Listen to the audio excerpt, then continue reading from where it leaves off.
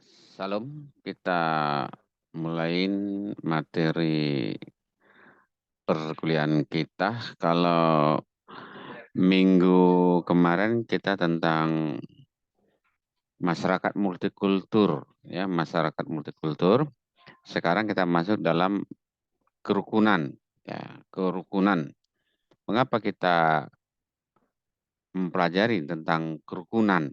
Memang itu yang perlu dipahami makna dari materi kerukunan ini tadi. Baik, akan saya sharekan, materinya tidak terlalu panjang, ya, tapi dapat dipahami apa tuh yang dimaksud dengan kalau pertama kan kita materi itu kan tentang masyarakat, lalu masyarakat multikultur. Di dalam masyarakat multikultur memang banyak perbedaan, ya, perbedaan. Nah, sekarang masuk kepada kerukunan, kerukunan, termasuk juga dalam kerukunan umat beragama. Jadi sekarang saya akan sharekan.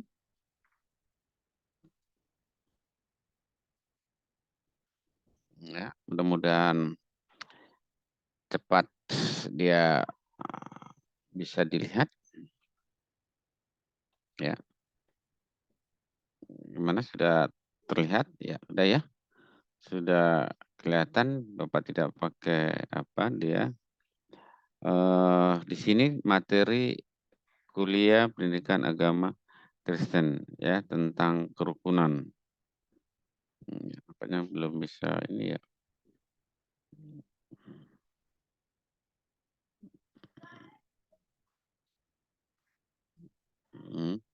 Ya, ada ya.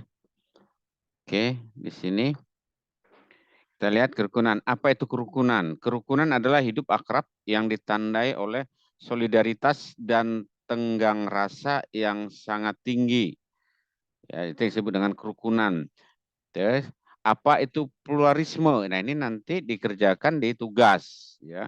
Apa itu multikulturalisme? Nah, multikulturalisme kemarin sudah kita pelajarin. Saat ini kita belajar tentang kerukunan. Mengapa kita belajar tentang kerukunan? Itu tadi Bapak awalkan.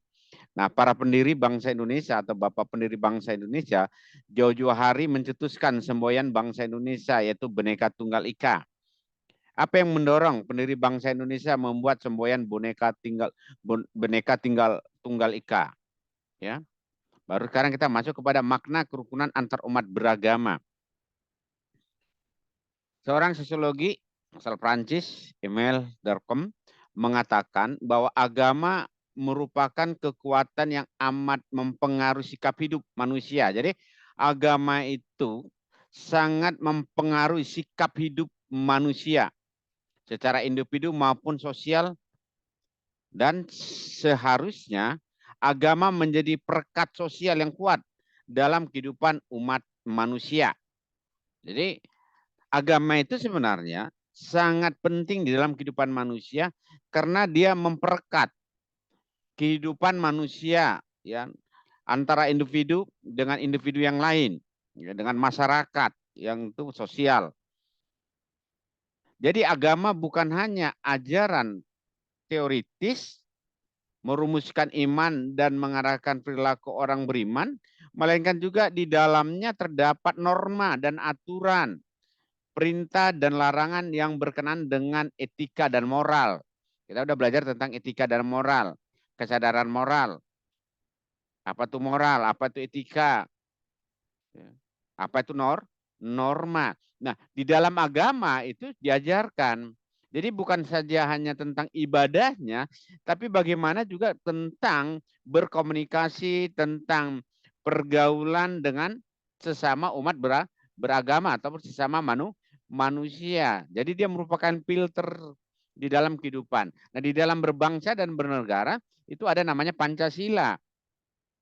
Nilai-nilai Pancasila itulah yang memperekat dari Sabang sampai Merauke. Nah, di dalam beragama juga demikian. Masyarakat. Jadi dapat dikatakan bahwa selain menjadi sumber spiritual, jadi agama jangan hanya dipakai sebagai sumber spiritual untuk kepada yang maha kuasa atau kepada Tuhan. Tetapi juga bukti orang yang beragama sebenarnya harus baik dengan sesama manusia. Karena yang menciptakan manusia itu satu, bukan banyak. Kecuali agama A diciptakan oleh Allah yang A, agama B diciptakan oleh Allah yang B gitu, enggak. Allah itu satu, Tuhan itu satu. Jadi agama bukan hanya menjadi spiritual, agama juga merupakan sumber dan moral dalam kehidupan masyarakat. Ya. Jadi berbicara agama maka harus kita lihat titik temu agama-agama. Nah, semua agama bertemu pada titik etika dan moral. Apapun agamanya, ketika kita berbicara etika, ketika kita bicara moral, itu sama. Tetapi kalau berbicara iman memang tidak sama. Karena iman itu sesuai dengan aturan ajaran dari agama masing-masing. Tapi kalau bicara kemanusiaan, etika dan moral itu sama. Nggak ada agama mengajarkan membunuh. Nggak ada agama mengajarkan untuk ribut. Tapi pasti agama tetap bertutur kata, sopan santun. Karena di situ ada nilai-nilai. Ya, nilai-nilai kemanusiaan, ada etika, ada moralnya. Nah, namun dalam realitas kehidupan masyarakat yang plural, ya tadi multikultur, plural, ternyata tidak semudah itu, ya tidak semudah itu agama-agama bertemu. Pada satu sisi, pemeluk agama terus meningkatkan kehidupan spiritualnya, ya sebetulnya masing-masing, tetapi pada sisi lain kegiatan ini seolah-olah terpisah dari kehidupan bersama dalam masyarakat gitu. Nah, jadi kita lihat seolah-olah ya agama-agama bermasyarakat padahal enggak.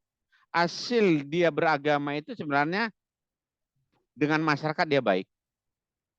Dengan masyarakat dia saling tolong menolong. Kan gitu. Karena ada nilai-nilai kemanusiaan yang diajarkan oleh agama itu. Nah, untuk itu setiap penganut agama diingatkan bahwa sejak semula para pendiri agama mereka tidak memisahkan kehidupan spiritualnya dari masyarakat. Ya. Agama justru membangun peradaban manusia ke arah yang lebih baik. Jadi orang beragama itu pasti baik gitu aja intinya. Bukan hanya ke Tuhannya baik, tetapi ke orang nggak baik itu mah itu perlu dipertanyakan sebenarnya. Kalau kita juga belajar tentang fungsi dan peran agama. Nah, cita-cita untuk mewujudkan peradaban manusia yang lebih baik itu dapat terjadi ketika manusia menghargai dirinya dan sesamanya. Jadi, cita-cita untuk mewujudkan peradaban manusia yang lebih baik itu dapat terjadi ketika manusia menghargai dirinya dan sesamanya. Pluralisme bangsa Indonesia merupakan keunikan serta kekayaan yang harus disyukuri.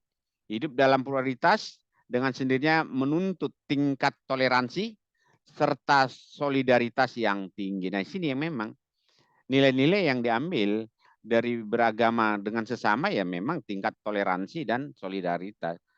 Nah, seringkali memang agama dipakai dalam hal kepentingan-kepentingan pribadi, kepentingan-kepentingan kelompok. Nah, inilah akhirnya nilai-nilai agama itu rusak.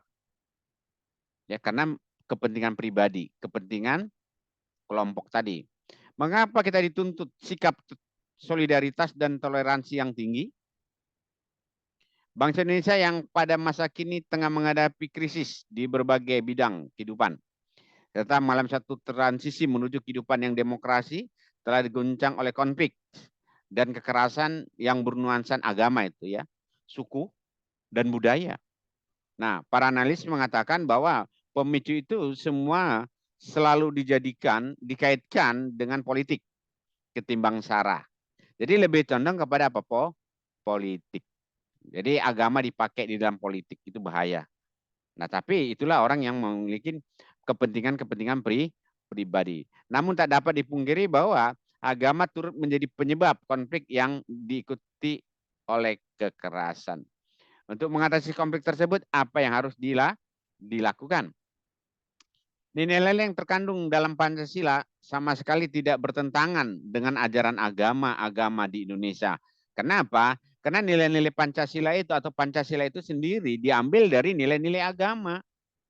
Dari 5 agama itu diambil semuanya.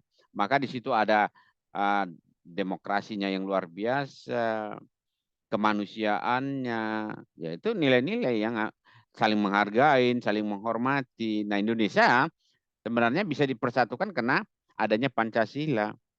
Kalau nggak ada Pancasila, Indonesia mungkin udah pecah. Pastilah pada suatu semua daerah dalam multikultur, ketika kita belajar multikultur, pastilah nilai-nilai multikultur itu yang sangat berguna di dalam berbangsa dan bernegara, yaitu melalui Pancasila. Perbedaan pasti memicu konflik. Nah, oleh karena itu agama-agama di Indonesia berperan dalam berisi pada sila-sila dalam Pancasila, dalam semangat bersamaan dan persaudaraan. Sikap ini dapat membantu kita keluar dari pola pikir sinkretisme dan primordialisme atau mayoritas minoritas. Pancasila adalah wadah yang menjadi sebagai dasar pijak bersama seluruh anak bangsa dan agama memberi isi pada dimensi spiritual. Toleransi dan solidaritas merupakan nilai-nilai yang tercantum dalam sila kedua dan ketiga dari Pancasila. Di samping itu, dua prinsip dasar tersebut merupakan nilai-nilai yang penting yang dianut oleh tiap umat beragama. Kerukunan dalam perspektif teologis. Perjalanan bangsa Israel dari padang gurun sebenarnya antara lain merupakan suatu momen pembelajaran solidaritas dan toleransi dalam kehidupan bersama, di mana mereka dipersiapkan Allah untuk menjadi satu bangsa yang berdaulat dan mereka yang akan terwujud ketika tiba di tanah perjanjian dan akan terwujud ketika di tanah perjanjian. Dengan kata lain, bangsa Israel di padang gurun selama 40 tahun dibentuk Allah agar mereka memiliki kesatuan, toleransi, serta solidaritas agar mereka dapat masuk tanah perjanjian itu. Mengapa Allah mendidik mereka selama 40 tahun di padang gurun? Dari perspektif bangsa Israel dibentuk Allah selama 10 tahun di padang gurun untuk masuk ke tanah perjanjian tersebut menunjukkan bahwa kita, nah ini perlu dijawab. Ya, dijawab dan diisi di tugas yang ada di LMS. Ya. Di dalam kitab Mazmur 133 ayat 1 yang 6, firman Tuhan jelas mengajarkan tentang kerukunan. Inilah merupakan dasar kita untuk hidup rukun, karena Allah sendiri yang menghendaki kerukunan. Mengapa kita harus hidup rukun? Ya, kita lihat dari Mazmur 133 ini bisa diuraikan. Sikap terhadap kerukunan antar umat beragama. Ada beberapa sikap yang lazim tampak dalam masyarakat dalam kaitannya dengan kerukunan antar umat beragama, yaitu sikap eksklusif, inklusif, dan pluralisme. Tiga sikap ini dipengaruhi oleh pola pikir, pengalaman, visi, serta kemampuan memahami perwujudan kasih bagi sesama manusia. Apa yang dimaksud dengan eksklusivisme? Apa yang dimaksud dengan inklusifisme? Ya. Baru apa yang dimaksud dengan paham pluralisme. Kerukunan, multikulturalisme, dan sinkretisme. Jelaskan apa yang dimaksud dengan kerukunan dan berikan contohnya. Jelaskan apa yang dimaksud dengan multikulturalisme dan bagaimana sikap kita terhadap multikulturalisme ini kita pelajarin. Menurut kamu apakah multikulturalisme itu terjadi oleh karena anugerah Tuhan? Jelaskan. Ya, karena sudah kita pelajarin. Apa yang dimaksud dengan sinkretisme dan berikan contohnya? Itu yang harus dikerjakan di dalam materi kerukunan ini tadi. Nah, kalau eksklusifisme, sikap yang eksklusif, dia menganggap bahwa agamanya lah satu-satunya yang paling benar dan agama lain tidak. Jadi dia terlalu kaku, fundamentalisnya. Ya, jadi paham eksklusifisme adalah paham di mana dia merasa agamanya yang paling benar, tapi agama orang lain salah dan dia tidak mau bergaul. Itu namanya eksklusifisme. Eksklusifisme ini sebenarnya untuk paham kepada Tuhan, tapi kepada sesama enggak.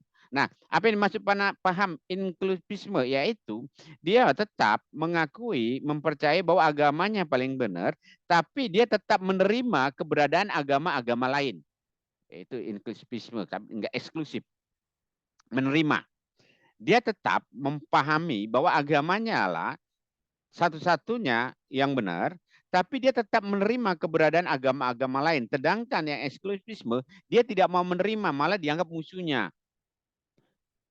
Sedangkan paham pluralisme, dia menganggap, mempunyai paham, bahwa semua itu agama itu sama.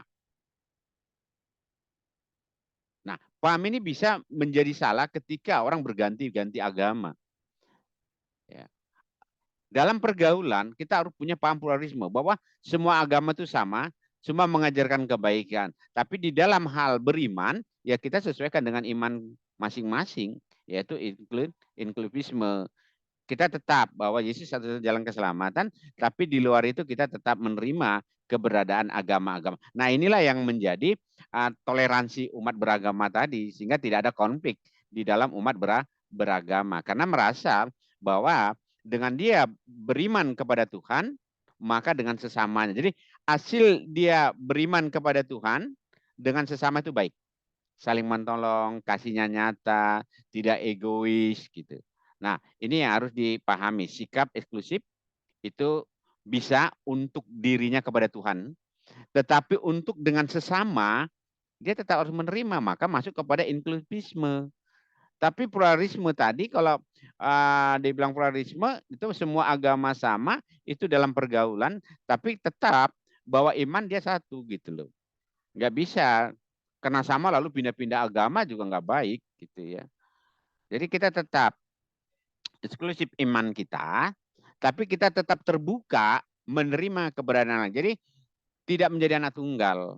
Yang sering kan kita itu merasa anak tuh tunggal. Kalau kita merasa anak tunggal, di mana kita tidak menerima keberadaan orang lain. Jadi egois. Walaupun zaman sekarang zaman individualis, hedonisme. Nah, ini harusnya dibuang. Jadi melalui materi kita tentang kerukunan, kita diminta untuk termasuk dalam nilai-nilai multikulturalisme itu tadi.